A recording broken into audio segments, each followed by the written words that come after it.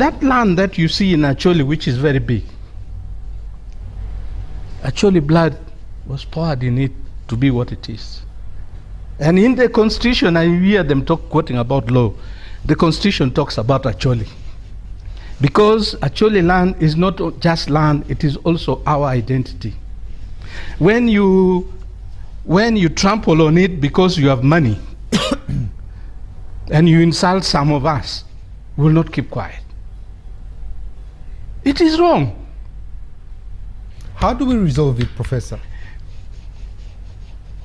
Those who are selling land to the Balalo, they are just merely being selfish. Wait.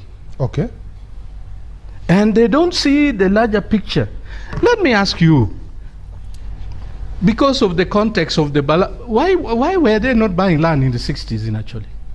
Why? In the 70s, why? Why were they not there? In the 80s, why were they not there? In the 90s, why were they not there? That they buy land now. Population wasn't growing? Is it about population? So ours didn't grow. You see, this thing is more fundamental than about ours. When you say ours, what do you mean? Who's we us? actually. You So it's a tribal issue. No, I'm an Acholi. You cannot take that away from me. So, Okay. So why shouldn't I So talk? you are saying that the Acholis who are selling, you, Latigo, should have authority to stop them from selling? No. Eh. Didn't I say I bought land? Okay, so why don't you want Balalo also to buy? Oh, why do let me tell you today. I want to hear you. The entry of the Balalo in Acholi, the way they are entering, is insulting to many of us. Because you enter there because somebody can no longer cultivate his land.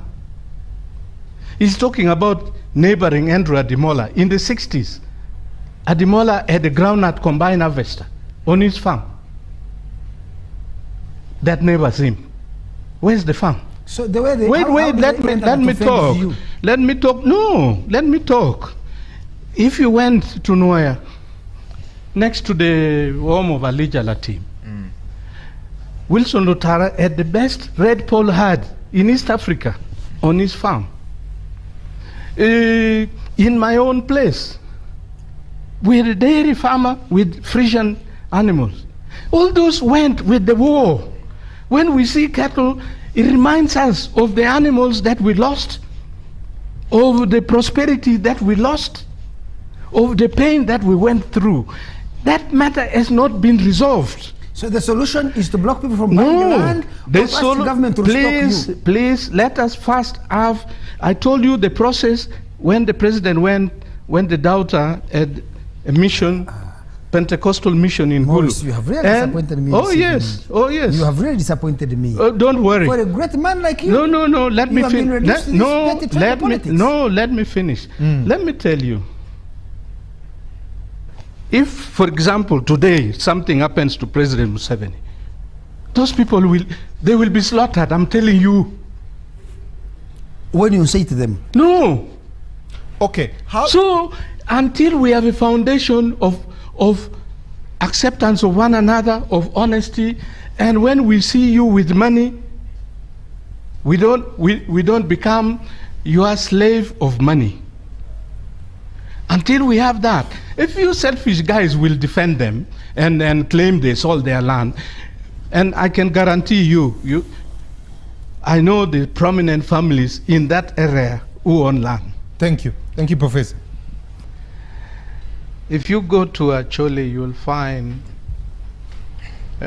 in some places, Madope, the Madis were there.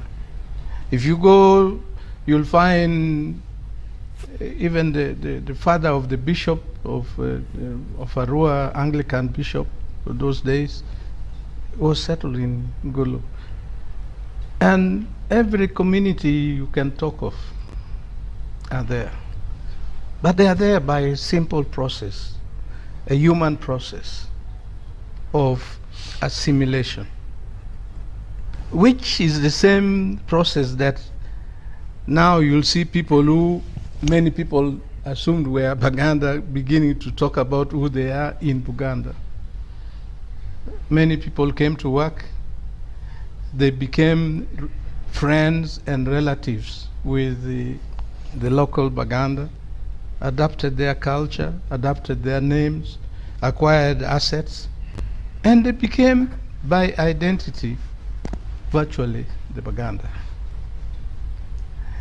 If the Balalo were going to Acholi and raising their animals with the rest of the Acholis and relating to them, that process of assimilation, I can tell you, nobody would point a finger.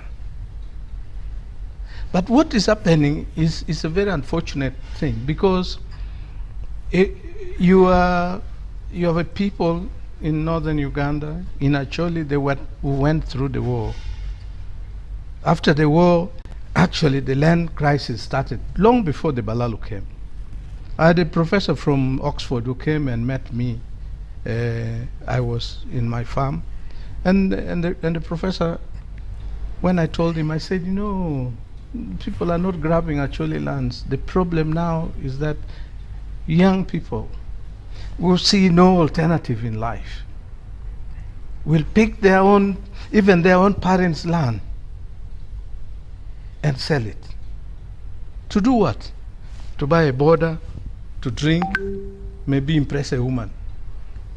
Now the consequence of that is that the society on which they should grow is crumbling. And the guy said, oh, here goes my research. Because his information was that somebody was grabbing Acholi land. We are not talking about grabbing land, because the land in Acholi is huge. It's bigger than Rwanda. But we are talking about a process where if you are interested in doing farming in Acholi, either your farming must relate to how they live, or you will find natural resistance, or you come and grow your activity in such a way that as you grow your activity, you even learn, you'll have friends, you have a few words that you can exchange. Now that kind of process, there would be no crisis, and that process you cannot contest it, because you will have no basis, whether morally, culturally, or legally, to contest it. But just think of it, that Acholi that used to have lots of cattle, that lost their cattle in war, and all of a sudden some guys come, and because the other guys are so poor, all these things about LCs, it doesn't change the fact that you are dealing with a community that is in poverty. There ought to have been concrete government programs. All these NUSAF were programs that in the end never had roots in Acholi. Those who, you remember this guy in Prime Minister's office, this thing is still even in jail. People just ate the money. If they had involved us, I remember the very early program when the late Agat Didi was minister for Northern Uganda. You know, because he saw that I understood it very well. We would actually go to World Bank meeting. He would leave his PS and go with me. And I was a member of parliament. So that is the problem. Secondly,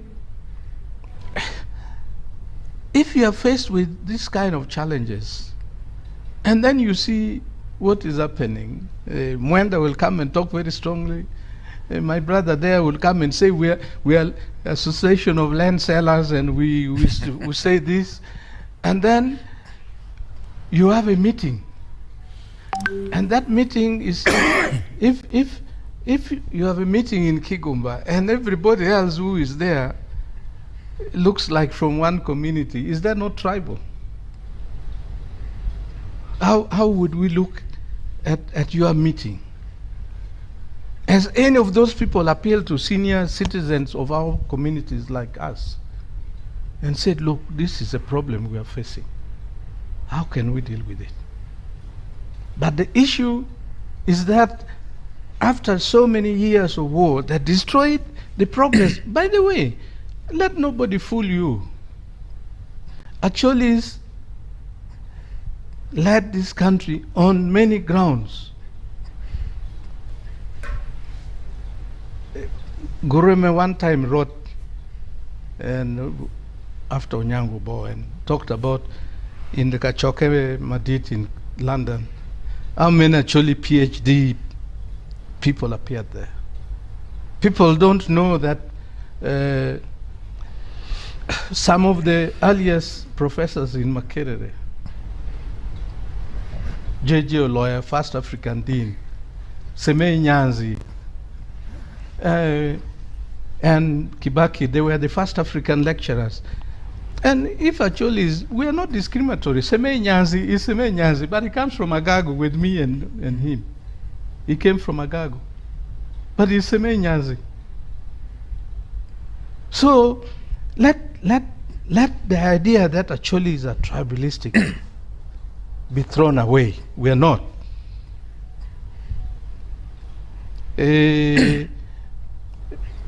Nyamwe, is it Nyamwe Andao, Commissioner for Agriculture? He married from Kalongo when we were small kids, from Ankole. Rugunda's son married in Atiak.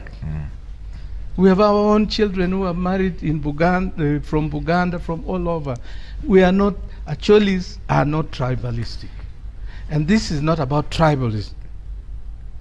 This is about recognizing that we have gone over the years of the NRM government, particularly coming into power. We had gone through trauma and difficulties. If you want to, if the government of Uganda, and this is where I can agree with Mwenda in blaming the president, that if we had a systematic agricultural development policy, and we'll say Acholi has potential for livestock. And by the way, even when we were students, Professor Kiua taught us animal production. You do all the geographical parameters. The best place to do livestock, beef livestock in Uganda is Acholi. There's no other place in Uganda, none. So yes, the potential is there. And those guys who have gone and bought land see the potential. But how they have gone there is very insensitive and very inconsiderate. When it is like that, it becomes a matter of emotion rather than logic. And some of us have not talked much. When that matter the last time came, I was interviewed. And I said, I want to tell Salim Saleh and his brother that we Acholis have a saying that Kopti Yubo, Kopti Yadunu, meaning there are fundamental issues in the lung and in the heart.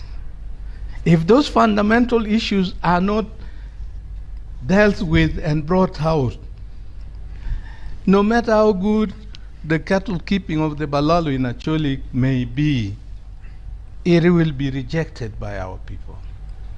President Museveni had started a process which we urge that it should continue so that we resolve the issue of the war and the consequences of the war and create a situation of matoput. Professor, what are these fundamental issues in the lungs and the heart, as you say? Because you mentioned assimilation, but what are these fundamental issues? That we are how we are now because of the war. That when they were fighting in Luero,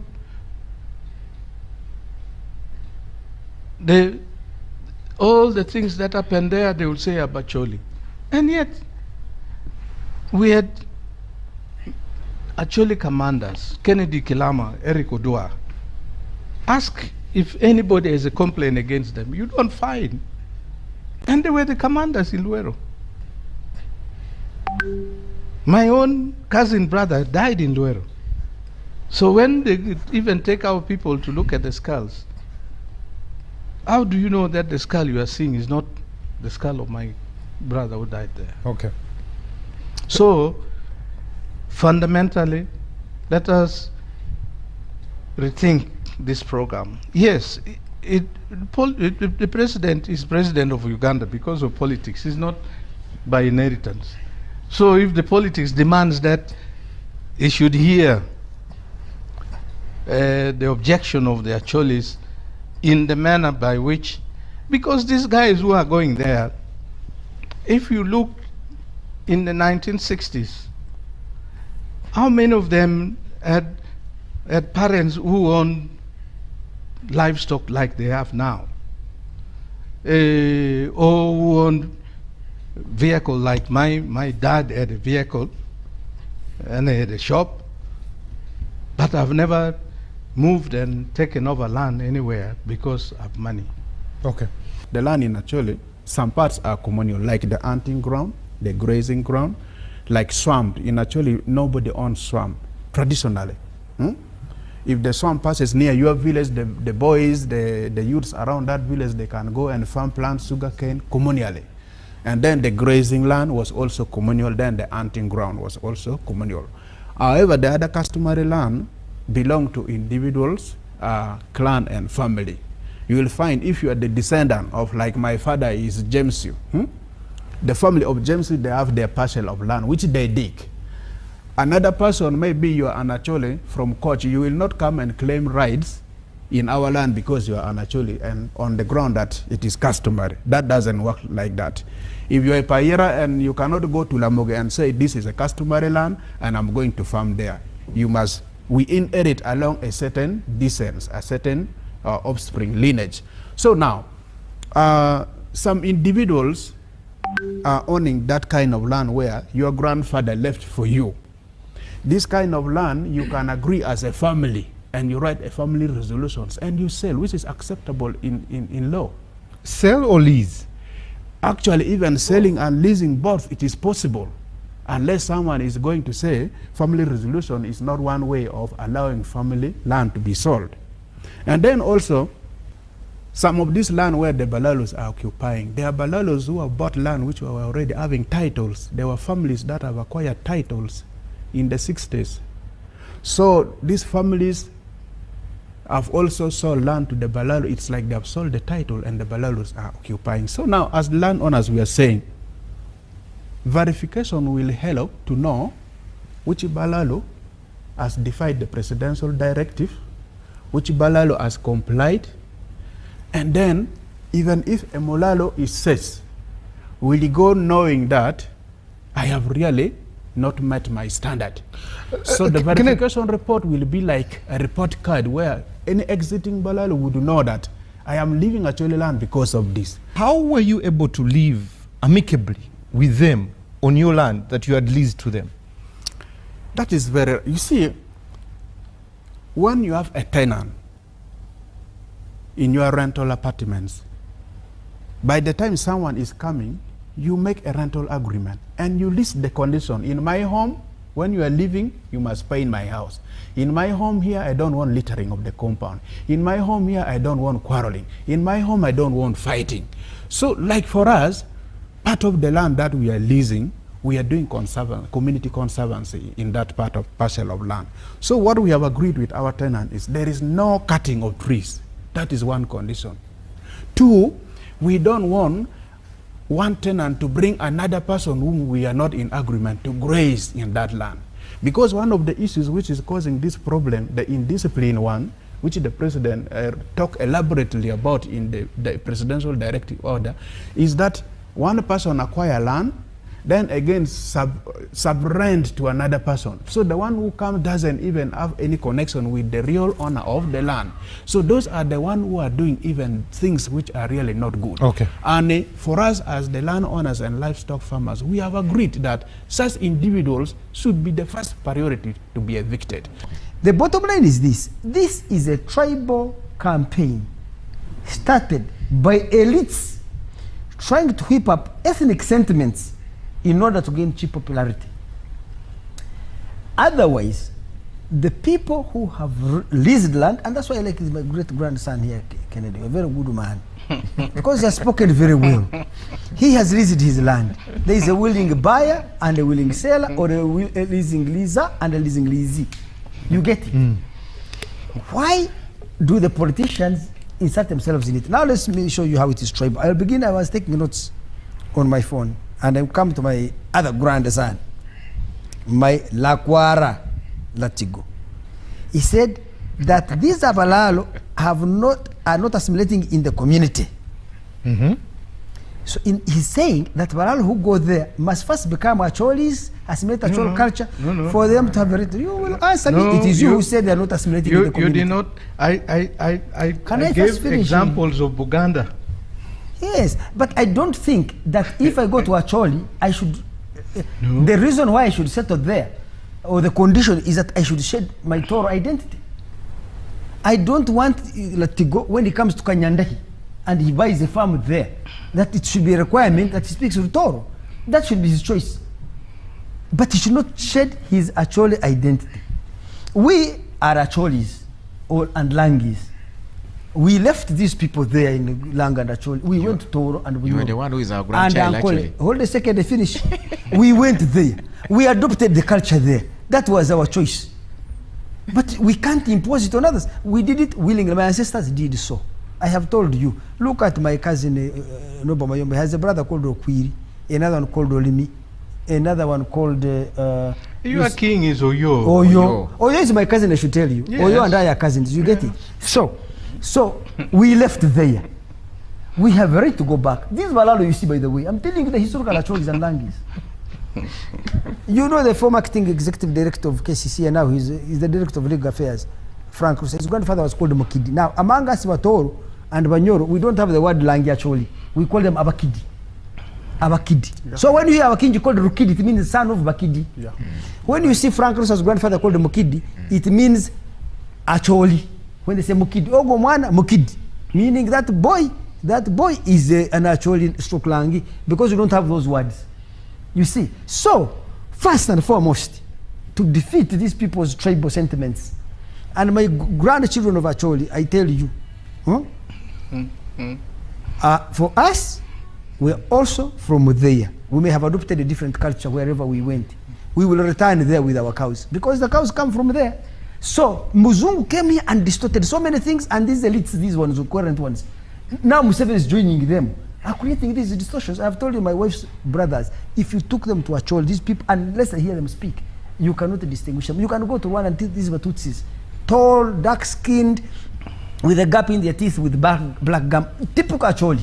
So African people are one. We are being divided by Muzungu and these elites who are adopting these Muzungu things. Museveni, I'm so saddened, has joined this. But let me explain to you the process, actually, of acquiring land, because people here are telling lies. This is the process you go through and why these things are legitimate. One, the first meeting that takes place when you go there to buy land, you meet the family or community members who own land. This meeting is attended by the families or clan members who confirm that truly they have land and is on sale. In most cases, the family will have made a written and signed family resolution to sell the land to any willing buyer. That meeting is also attended by the neighbors, so there is no encroachment. The Rotqueri Cultural Institution land representative and the local council leaders all attend. During this meeting, the buyer and the seller know each other. The land is stored to make the buyer appreciate it. That's step one. You see how elaborate it is. Let me come to step two. The surveying of the land. to establish a size in acres. The buyer brings the surveyor. Please let me finish. Let him finish, Professor. I'm coming to you. Boris, think I that- never interrupted you. That You- process is not the issue. The issue Please. is that the land That was process. acquired. Guys. Okay, Professor, guys, let me come to you. You Let him will finish. come, you'll have a chance. Me, I've been Please, let listening him here. finish. He asked me something to clarify. So the buyer brings a surveyor that both parties have agreed upon. During this meeting, the price per acre and the date and mode of payment is agreed upon, and the money is that is second meeting. The third meeting, money is paid, whether in a cash or bank. It's witnessed by everybody present, including the LCs who stamp it. You get it. So it's not. That is why we do not have. I want them to bring evidence of people say my land was stolen. Yeah. You get it. Yeah. And let me tell you, Kenneth, if there is somebody who says my land was grabbed, the grabber should be arrested, because even here in Buganda, all of us have land. Should we all be evicted in Buganda because Timothy Nyangweso grabbed the land? So if there is a person who has violated these procedures I'm putting in place, that person should be apprehended and dealt with as a criminal. But you cannot say that all Balalo should be punished because a few Balalo either carried